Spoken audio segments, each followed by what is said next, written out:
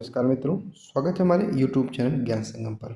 मित्रों, आज की वीडियो में आपको रेलवे द्वारा जो विशेषकर आरआरबी एनटीपीसी द्वारा जो पूछे गए वर्ल्ड जियोग्राफी के पीवाईक्यू हैं, उसमें हम आपको इसके बारे में बताने वाले हैं। किसके? RRB NTPC railway PYQ. इसमें से मैं आपको 50 क्वेश्चन कराऊंगा और सारे क्वेश्चन जो है महत्वपूर्ण रहेंगे और ये हमारा पार्ट फर्स्ट रहेगा। सेकेंड पार्ट में भी हमारा वर्ल्ड जियोग्राफी रहेगा। इसके बाद थर्ड पार्ट से हमारा जो है इंडियन जियोग्राफी आएगी। इसके अलावा मैं हिस्ट्री करवा चुका हूँ, केमिस्ट्री, फिजिक्स और यहाँ तक कि आपको बायोलॉजी के क्वेश्चन करवा चुका हूँ। अगर ना आपने नहीं देखा देख लीजिए। पॉलिटी के भी मैं 100 क्वेश्चन पीवाईक्यू करवा चुका हूँ। आपको मेरे चैनल पे सारी चीज़ें मिल जाएंगी बहुत ही विस्तार से तथा मैप के साथ, ट्रिक के साथ मैं आज सारी चीज़ों को आपके सामने डिस्कस करूँगा और सारी चीज़ें मैं आपको याद कराता चलूँगा। बाद के लिए कोई चीज़ छोड़ेंगे नहीं। तो आज शुरू होते हैं हमारे पहले प्रश्न से। हमारा इसका पहला प्रश्न है, कह रहा कक्षा यानी कि जिसे ऑर्बिट कहा जाता है में एक अंतरिक्ष स्टेशन नहीं था। तो कौन सा अंतरिक्ष स्टेशन था? ये वॉयेजर जो है एक अंतरिक्ष स्टेशन नहीं था। तो डी यहाँ से सही उत्तर होगा। अगला है, हाईली के धूमकेतु की कक्षीय अवधि वर्ष क्या है? तो इसकी अवधि वर्ष क्या है? तो हमारा इसका सही उत्तर होगा 76। क्या है? 76 है। तो हमारा इसका सही उत्तर सी यहाँ से हमारा सही उत्तर होगा। अगला है, ऐतिहासिक खगोल विज्ञान के अनुसार राशि विभाजन है। तो राशि विभाजन 12 में है। कितना? 12 में। डी यहाँ से हमारा सही उत्तर होगा। ठीक है। अगला है, निम्नलिखित में से किस ग्रह के पास प्राकृतिक उपग्रह नहीं है? तो किस ग्रह के पास प्राकृतिक उपग्रह नहीं है? तो किसके पास? शुक्र के पास जो प्राकृतिक उपग्रह नहीं है। तो 4 यहाँ से हमारे यहाँ से सही उत्तर होगा। क्या होगा? शुक्र। देखिए, अब शुक्र के बारे में देखिए। अब इसको आप थोड़ा सोलर सिस्टम को आपको समझाने की कोशिश करूंगा। ठीक है, इसको साइड में लगा दीजिए। ये हमारा सूर्य है। ठीक है, इसके बाद था बुध, इसके बाद था शुक्र। तो यानी कि जो पृथ्वी के इधर वाले 2 ग्रह हैं, इनके पास अपना कोई उपग्रह नहीं है।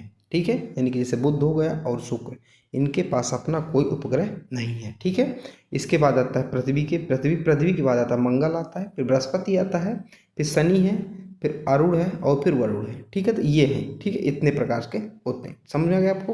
ठीक है, तो सूर्य के सबसे पास अगर आपसे पूछा जाए तो सूर्य के सबसे पास बुध है, लेकिन सबसे गर्म पूछा जाए तो सबसे गर्म जो है शुक्र है, जिसे पृथ्वी की जुड़वा बहन भी कहा जाता है। जैसे सांझ या भोर का तारा भी शुक्र ग्रह को इस नाम से जाना जाता है। भी मैं आपको बताऊंगा। देखिए, पृथ्वी के पास एक और मंगल के पास 2 प्राकृतिक उपग्रह है। पृथ्वी के पास एक उपग्रह है अपना, कौन सा प्राकृतिक उपग्रह? चंद्रमा, जिसे शायद कहते हैं। और मंगल के पास अपने 2 उपग्रह हैं। ठीक है, और शनि के पास सबसे ज़्यादा प्राकृतिक उपग्रह। तो पूछा जाए किस ग्रह के पास सर्वाधिक उपग्रह है? तो शनि ग्रह के पास सर्वाधिक उपग्रह है। ठीक है, बृहस्पति के पास 79 उपग्रह हैं, शनि के पास 145 और अरुण के पास 27 और वरुण के पास 14 प्राकृतिक उपग्रह है। अगला है, सबसे गर्म ग्रह कौन सा है? तो सबसे जो गर्म ग्रह, शुक्र ग्रह को सबसे गर्म ग्रह माना जाता है। क्यों? क्योंकि ये यहाँ पे ग्रीन हाउस प्रभाव या सबसे ज़्यादा है, इसलिए सबसे गर्म माना जाता है। सूर्य के सबसे नज़दीक बुध ग्रह है। देखिए, ये सबसे नज़दीक कौन सा? सूर्य के सबसे नज़दीक बुध ग्रह है, लेकिन सबसे गर्म कौन सा है? शुक्र है। क्योंकि यहाँ ग्रीन हाउस प्रभाव है, तो सारी जो किरणें आती हैं और ये अपने में सोख लेते हैं, निकालने नहीं देता शुक्र है, इसलिए सबसे ज़्यादा ये गर्म है। अगला है, देखिए शुक्र के बारे में कुछ खास बातें। कौन कौन सी? इसे शुक्र को पृथ्वी की जुड़वा बहन भी कहा जाता है। तो एक पॉइंट आपको, शुक्र ग्रह को पृथ्वी की जुड़वा बहन कहा जाता है। शुक्र का वायुमंडल सर्वाधिक कार्बन डाइऑक्साइड से बना है, तो इसलिए जो क्या होता है, गर्म होता है। तो पूछा जाए अगर आपसे कि शुक्र का वायुमंडल किस गैस से बना है, तो कार्बन डाइऑक्साइड से बना है। जो शुक्र है पृथ्वी के विपरीत दिशा में घूमता है। ठीक है, शुक्र धीरे धीरे घूमता है, इसलिए इसका दिन इसके वर्ष से अधिक लंबा होता है। शुक्र को भोर का तारा या सांझ के तारा के नाम से भी जाना जाता है। अगला है, रोमन देवताओं के राजा के नाम पर किस ग्रह का नाम रखा गया? तो बृहस्पति का नाम रखा गया है, और बृहस्पति ग्रह जो सबसे बड़ा ग्रह है हमारा। ठीक है, अगला है, मिल्की वे क्या है? तो मिल्की वे क्या है? तो मिल्की वे का आकाशगंगा है। तीसरा यहाँ से हमारा सही उत्तर होगा। अगला है, कह रहा है एक प्रसिद्ध नक्षत्र है जिसे शाम के समय देखा जा सकता है। इस नक्षत्र को हंटर के नाम से भी जाना जाता है। तो उसको क्या ओरियन कहा जाता है? क्या ओरियन कहा जाता है? एक यहाँ से उत्तर होगा। इसे आप चित्र में देख सकते हैं, ये ओरियन है। ठीक है, अगला है, बिग बैंग सिद्धांत किसके द्वारा प्रतिपादित किया गया था? आप सबसे पहले ये समझिए कि बिग बैंग सिद्धांत है क्या, यानी कि बिग बैंग की थ्योरी क्या है। तो जो बिग बैंग की थ्योरी है वो ब्रह्मांड की उत्पत्ति के बारे में बताता है, बिग बैंग की थ्योरी। ठीक है, इसका जो सबसे पहले प्रतिपादन इसका किसने किया था, तो इसका जो प्रतिपादन है ये किया था जॉर्ज लेमैत्रे ने किया था। तो 4 यहाँ से हमारा सही उत्तर होगा। अगला है सूर्य की चमकती सतह क्या कहलाती है। जो सूर्य की चमकती सतह है ये क्या कहलाती है, इसे प्रकाश मंडल कहा जाता है। एक यहाँ से सही उत्तर होगा। तो सूर्य की चमकती सतह को प्रकाश मंडल के नाम से जाना जाता है। अफ्रीका का सबसे ऊंचा पर्वत किलिमंजारो किस देश में स्थित है। तो अफ्रीका यानी कि अफ्रीका महाद्वीप का सबसे ऊंचा पर्वत जो है किलिमंजारो है, ये तंजानिया देश में स्थित है, याद रखिएगा। ठीक है, ये यहाँ से हमारा सही उत्तर होगा। तो किलिमंजारो के बारे में कुछ महत्वपूर्ण बातें या रोचक तथ्य क्या है। यह दुनिया का सबसे ऊंचा स्वतंत्र पर्वत है। अगर पूछा जाए दुनिया के सबसे ऊंचा स्वतंत्र पर्वत कौन सा है, तो किलिमंजारो है, जो कहाँ स्थित है, तंजानिया देश में स्थित है। इसकी ऊंचाई समुद्र तल से 5895 मीटर है। यह एक मिश्रित ज्वालामुखी है। इसमें 3 ज्वालामुखी शंकु हैं जिन्हें किबो और मवेंजी और सीरा नामित किया जाता है। अगला है बेरिंग जलसंधि किसको जोड़ती है। तो जो बेरिंग जलसंधि है ये किसको किसको जोड़ती है, इसका 4 इसका सही उत्तर होगा। यानी कि आर्कटिक महासागर और प्रशांत महासागर को जोड़ती है बेरिंग जलसंधि। जैसे देखिए ये आर्कटिक महासागर है और ये है प्रशांत महासागर, इन दोनों के बीच से ये जलसंधि है लाइन गई है, इसे कहा जाता है बेरिंग जलसंधि। देखिए ये देखिए ये रही। ठीक है, तो ये हो गया प्रशांत महासागर नीचे वाला एरिया, और ये ऊपर वाला एरिया कौन सा है, ये है आर्कटिक महासागर। 1 मिनट में आपको बताता हूँ, ये प्रशांत महासागर, ये आर्कटिक महासागर, और ये साइबेरिया यानी कि रूस है, ये अलास्का है। इन दोनों के बीच की जो जल संधि है इसको कहा जाता है बेरिंग स्ट्रेट, इसको कहा जाता है। और ये हमारा यहाँ पे भारत आपको दिख रहा होगा। तो समझ में आ गया आपको। अगला है निम्नलिखित में से कौन सा ज्वालामुखी नहीं है। तो कौन सा जो है ज्वालामुखी नहीं है, तो ये मोंट ब्लैंक जो है ज्वालामुखी नहीं है, ये एक पर्वत का नाम है। ठीक है, अगला है निम्नलिखित में से कौन सी जल संधि आर्कटिक महासागर को यानी कि अटलांटिक महासागर को प्रशांत महासागर से जोड़ती है। तो कौन सी जल संधि है जो अटलांटिक महासागर को प्रशांत महासागर से जोड़ती है। तो इसका सही उत्तर होगा हमारा मैगेलन जल संधि। तो मैगेलन जल संधि अंटार्कटिक महासागर को जो प्रशांत महासागर से जोड़ती है। अब देखिए ये देखिए ये अंटार्कटिक महासागर और ये प्रशांत महासागर को ये जोड़ती है। अगला है विक्टोरिया जलप्रपात निम्न में किस नदी पर स्थित है। तो विक्टोरिया जलप्रपात किस नदी पर स्थित है ये आपको बताने, तो जम्बेजी नदी पर स्थित है। कहाँ, जम्बेजी नदी पर स्थित है विक्टोरिया जलप्रपात। तो 15 का हमारा तीसरा सही उत्तर हो जाएगा। ठीक है, अब आप यहाँ पे देखिए विक्टोरिया जलप्रपात, देखिए यहाँ पे लिखा है विक्टोरिया फॉल्स। ठीक है, यहाँ से, और ये किस कहाँ पर है, ये तो होगा नमीबिया हो गया, जिम्बाब्वे हो गया और बोत्सवाना हो गया। तो इसकी सीमा पर ये स्थित है। अगला है निम्नलिखित में से कौन सी नदी अफ्रीका में नहीं है। तो कौन सी नदी है जो अफ्रीका में नहीं है निम्नलिखित में से। तो हमारा 16वें का सही उत्तर क्या हो जाएगा, चौथा सही उत्तर हो जाएगा। जो अमेजन नदी है ये अफ्रीका में नहीं आती, अमेरिका में आती है। ठीक है, अफ्रीका की कुछ महत्वपूर्ण नदियाँ हैं जैसे नील नदी हो गया, नाइजर नदी हो गया, जिम्बाब्वे नदी हो गया, कांगो नदी हो गया और लिम्फाफो नदी हो गया, ऑरेंज नदी, ये अफ्रीका की कुछ महत्वपूर्ण नदियां हैं। अगला है देखिए नील नदी अफ्रीका की सबसे बड़ी विक्टोरिया झील से निकलती है। तो पूछा जाए नील नदी कहाँ से निकलती है, जो विक्टोरिया झील है वहाँ से निकलती है नील नदी और भूमध्य सागर में उतरती है। यह नदी सहारा मरुस्थल के पूर्वी हिस्से से होकर बहती है। नील नदी सफ़ेद नदी और नीली नदी की नाम की 2 मुख्य धाराओं से मिलकर बनती है। देखिए जैसे मान लीजिए सफ़ेद धारा हो गई सफ़ेद नदी की, और ये हो गया नीली नदी की धारा, ये दोनों जब मिल जाती हैं तो एक नील नदी का निर्माण होता है। ठीक है, अगला है जो ऑरेंज नदी मुख्य रूप से दक्षिण अफ्रीका में बहती है। यह नदी उत्तर में नामीबिया बोत्सवाना तक फैली है। यह दक्षिण अफ्रीका की सबसे लंबी नदी है। अगला है आयतन की दृष्टि से विश्व की सबसे बड़ी मीठे पानी की झील कौन सी है। तो आयतन की दृष्टि से विश्व की सबसे बड़ी मीठे पानी की झील कौन सी है, बैकाल झील है। एक यहाँ से हमारा 77 होगा। ठीक है, ये आ गया हमारा बैकाल झील। अब देखिए बैकाल झील है कहाँ पर, ये देखिए रूस है। ठीक है, आपको रूस दिख रहा होगा। ठीक है, और जस्ट इसके नीचे देखिए एक बैकाल झील है। ठीक है, तो रूस के जस्ट नीचे कौन से है, बैकाल झील है, ये आपको याद रखना है। अगला है देखिए बैकाल झील रूस के दक्षिणी साइबेरिया में स्थित है। तो साइबेरिया एक जगह का नाम है रूस में, वहाँ स्थित है बैकाल झील।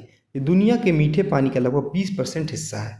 तो दुनिया में जितना भी मीठा पानी पाया जाता है उसका 20% हिस्सा बैकाल झील में अकेले पाया जाता है। बकाल झील दुनिया की सबसे गहरी झील होने का भी गौरव। तो दुनिया की सबसे गहरी झील पूछा जाए, दुनिया की सबसे मीठे पानी की झील पूछा जाए आयतन की दृष्टि से, तो आपको बैकाल झील बताना है। बैकाल झील कहाँ है? तो ये रूस में है। रूस के कहाँ? साइबेरिया में स्थित है। कुछ दुनिया की कुछ और बड़ी झीलें, जैसे विक्टोरिया झील। तो विक्टोरिया झील जो है अफ्रीका की सबसे बड़ी झील है। ये युगांडा, केन्या, तंजानिया की सीमा पर स्थित है। एक कैस्पियन सागर, तो एशिया और यूरोप के जंक्शन पर स्थित है। ये खारे पानी की झील। इसके बाद का टिटिकाका झील, ये दक्षिण अमेरिका की सबसे बड़ी ताजे पानी की झील है। ये दुनिया की सबसे ऊंची झील भी है। तो ये कुछ महत्वपूर्ण मैंने आपको बता दिया। अगला है, नील नदी को किस देश की रीढ़ के रूप में जाना जाता है? तो नील नदी को मिस्र देश को नील नदी मतलब वहाँ रीढ़ की हड्डी कहा जाता है, रीढ़ जाना जाता है। अगला है, दिए गए विकल्पों में से विश्व का सबसे लवणीय समुद्र कौन सा है? तो सबसे लवणीय जो नहीं कि नमक वाला समुद्र कौन सा है? जो नीचे विकल्प दिए गए तो ये लाल सागर है। कौन सा? लाल सागर है। ठीक है, 2 यहाँ से 77 होगा। अगला है, बालतोरो ग्लेशियर हिमालय की निम्न में किस उप पर्वतमाला में स्थित है? तो किस में? ये काराकोरम में स्थित है। तो इसका हमारा 2 इसका 77 होगा। अगला है, माउंट फूजी जापान का सबसे ऊंचा शिखर प्रकार है। तो किस प्रकार का शिखर है माउंट फूजी? तो ये ज्वालामुखी शिखर है। तो दूसरा हमारा इसका 77 होगा। अगला है, पमाना नहर यानी कि पनामा नहर निम्न किस क्षेत्र में स्थित है? तो जो पनामा नहर है किस क्षेत्र में स्थित है? मध्य अमेरिका में स्थित है। तो दूसरा हमारे यहाँ से 77 होगा। अगला है, भारत के तमिलनाडु राज्य और श्रीलंका के द्वीप राष्ट्र के उत्तरी प्रांत के जाफना जिले में एक जल डमरू मध्य स्थित है। तो उसे पाक जल संधि कहा जाता है। यानी कि देखिए, जो भारत है जैसे हमारा, ठीक है, यहाँ से आप समझिए ये भारत है, भारत का यहाँ पे रामेश्वरम है, ठीक है, ये रामेश्वरम। तो इस द्वीप के, और ये श्रीलंका का मैप है, श्रीलंका का यहाँ पे जाफना पड़ता है, ठीक है, जिसे कच्चन थिम्पू द्वीप कहा जाता है। यहाँ पे एक संधि है जिसे कहा जाता है, यानी कि एक जल निकाय है जिसे पाक जल संधि के नाम से जाना जाता है। तो भारत और ये किसके बीच है? भारत और श्रीलंका के बीच है। अगला है, अत्यधिक लवणीय जल निकाय मृत सागर निम्नलिखित में से किस महाद्वीप में स्थित है? तो ये एशिया महाद्वीप में स्थित है। कि मृत सागर कहाँ स्थित है? एशिया महाद्वीप में स्थित है, याद रखिएगा। देखिए, मैं आपको इसमें बताता हूँ, ठीक है, 1 मिनट। ये देखिए, ये हमारा क्या, जॉर्डन है, ठीक है, ये इजराइल है। तो जॉर्डन और इजराइल की जो सीमा पर स्थित है, ये डेड सी यानी कि मृत सागर आपको दिख रहा होगा, ठीक है। अगला है, निम्नलिखित में से किस पर्वत श्रृंखला को एशिया और यूरोप के बीच की सीमा माना जाता है? तो यूराल पर्वत को। किसको? यूराल पर्वत को। मान लीजिए एशिया महाद्वीप होगा, यूरोप महाद्वीप, तो इन दोनों की जो सीमा को माना जाता है यूराल पर्वत को। अब इसमें आप देख सकते हैं, देखिए, ये यूरोप महाद्वीप है, ये एशिया महाद्वीप है, और ये जो हमारा यूराल पर्वत दिखाई दे रहा है, ठीक है। अगला, नियाग्रा फॉल्स एरी झील के पानी को में बहा देता है। तो क्या है इसका सही उत्तर? हमारा 26 का हमारा इसका सही उत्तर होगा ऑप्शन नंबर दूसरा, यानी कि झील ओटारियो। अगला प्रश्न है, भारत का अंडमान और निकोबार द्वीप समूह निम्नलिखित में से किस जलमग्न पर्वत श्रृंखला का एक निर्गत हिस्सा है? तो किसका है? तो अराकान कोमा का है, योमा का। तो तीसरा यहाँ से हमारा सही उत्तर होगा। अगला है, यूराल औद्योगिक क्षेत्र किस देश में स्थित है? तो यूराल औद्योगिक क्षेत्र किस देश में स्थित है? तो ये रूस में स्थित है। कहाँ स्थित है? रूस में स्थित है, याद रखिएगा। अगला है, निम्नलिखित में किस नदी को चीन के तिब्बत क्षेत्र में यारलुंग सांगपो के नाम से जाना जाता है? तो ब्रह्मपुत्र नदी को जाना जाता है। तो हमारा इसका तीसरा इसका सही उत्तर हो जाएगा। अब देखिए, ब्रह्मपुत्र नदी निकलती कहाँ से? तो जैसे मान लीजिए भारत होगा, यहाँ पे सरोवर है, जिस सरोवर का नाम झील है, जिस झील का कहा जाता है मानसरोवर झील इसको कहा जाता है। तो यहाँ से ब्रह्मपुत्र नदी ऐसे निकलती है और यहीं से सिंधु नदी निकलती है, इसके जस्ट नीचे सतलुज नदी निकलती है। तो बात करें सिंधु नदी की, तो सिंधु नदी इस प्रकार कुछ अरुणाचल प्रदेश से भारत में प्रवेश करती है। तो देखिए, सिंधु नदी के यानी कि ब्रह्मपुत्र नदी के अलग अलग नाम हैं। जैसे तिब्बत में इसे यारलुंग ये सांगपो के नाम से जाना जाता है। अरुणाचल प्रदेश जब जाती है ब्रह्मपुत्र नदी तो उसे दिहांग के नाम से जाना जाता है। असम में इसे ब्रह्मपुत्र कहा जाता है, बांग्लादेश में इसे यमुना कहा जाता है। तो ब्रह्मपुत्र नदी के अलग अलग जगहों पे अलग अलग नाम हैं। अगला है, निम्नलिखित में से किसी विश्व के सबसे ऊंचे युद्ध क्षेत्र के रूप में जाना जाता है? तो किसे विश्व के सबसे ऊंचे युद्ध क्षेत्र के रूप में जाना जाता है? तो तीसरा को जानता है सियाचिन हिमनद को जाना जाता है। केप ऑफ गुड होप कहाँ स्थित है? तो केप ऑफ गुड होप किस देश में स्थित है? तो ये दक्षिण अफ्रीका में स्थित है। कहाँ? दक्षिण अफ्रीका, साउथ अफ्रीका में स्थित है। दूसरा आंसर 77 हो जाएगा। अभी देखिए केप ऑफ गुड होप कहाँ पर स्थित है, ये देखिए यहाँ पे आपको ये जो दिख रहा है ये केप ऑफ गुड होप है इस प्रकार, ठीक है। और यहाँ पे आपको विक्टोरिया झील भी दिख रही होगी। अगला है यानी कि 49 समांतर रेखा के बीच स्थित है, यानी कि 49वीं समांतर रेखा के बीच स्थित है। तो किसके किसके बीच? तो संयुक्त राज्य अमेरिका और कनाडा के बीच, ठीक है। तो संयुक्त राज्य अमेरिका और कनाडा के बीच स्थित है। अगला है देश में वाटर एरोड्रोम बनाने के लिए निम्नलिखित में से किस स्थान को नहीं चुना गया है? तो किस स्थान को नहीं चुना गया था? तो नील नदी को नहीं चुना गया था, ठीक है। तो दूसरा हमारा इसका सही उत्तर होगा। अगला है दक्षिण अमेरिका के निम्नलिखित में से कौन से दो देश भूमिबद्ध हैं? तो कौन से दो देश जो हैं भूमिबद्ध हैं किसके? दक्षिण अमेरिका के। तो हमारा इसका सही उत्तर क्या होगा? यानी कि 34वें का सही उत्तर होगा ऑप्शन नंबर चौथा। पराग्वे और बोलिविया जो है भूमिबद्ध देश है। किसके? दक्षिण अमेरिका के। भूमिबद्ध का मतलब होता है कि आसपास का जो हिस्सा है समुद्र से न छूता हो, यानी कि समुद्र से टच ना हो। अगर बोलिविया की राजधानी की बात करें तो ला पॉज जो है बोलिविया की राजधानी है और इसकी मुद्रा जो है बोलिवियानो इसकी मुद्रा है। पराग्वे की राजधानी की बात करें तो असुनिसियन इसकी क्या है? राजधानी है और इसकी मुद्रा जो है गुआरानी इसकी मुद्रा है पराग्वे की। अगला है गोबी मरुस्थल दो देशों की सीमाओं को अलग करता है, उनमें से एक चीन है तो दूसरा क्या है? तो दूसरा मंगोलिया है, ठीक है। मैं भी आपको चित्र के माध्यम से बताता हूँ। देखिए ये क्या है? ये है गोबी मरुस्थल। आपको जो लाइन दिख रही है गोबी मरुस्थल है, ठीक है। अब क्या है? ये गोबी मरुस्थल है। अब आप यहाँ पर ये देखिए ये हमारा दिख रहा है मंगोलिया, आपको यहाँ पे लिखा दिख रहा होगा, ठीक है। और नीचे जो ये जो है ये क्या है? ये चीन है। तो चीन और दोनों के बीच मंगोलिया के बीच कौन सा स्थित है? ये गोबी मरुस्थल स्थित है। आप यहाँ पे दिख रहा होगा चीन, ठीक है। अगला अगला है नबीब रेगिस्तान कहाँ स्थित है? तो नबीब जो रेगिस्तान है ये कहाँ स्थित है ये आपको बताना है। तो 36 का हमारा सही उत्तर होगा दक्षिण अफ्रीका। दक्षिण अफ्रीका में स्थित है नबीब रेगिस्तान। नबीब रेगिस्तान इसलिए प्रसिद्ध है क्योंकि यहाँ पे रेगिस्तान से समुद्र जो है मिलता है, इसलिए ये क्या है? जाना जाता है। अगला है निम्नलिखित में से कौन सा जल निकाय ऑस्ट्रेलिया को न्यूजीलैंड से अलग करता है? तो कौन सा जल निकाय है? तो तस्मान सागर जल निकाय जो है ऑस्ट्रेलिया को न्यूजीलैंड से अलग करता है। भी मैं आपको चित्र में दिखाता हूँ। देखिए ये हमारा ऑस्ट्रेलिया है, ठीक है। और यहाँ पर क्या है? ये है न्यूजीलैंड, आपको दिख रहा होगा। और ये जो ये दिख रहा है ये पूरा क्या है? तस्मान सागर है।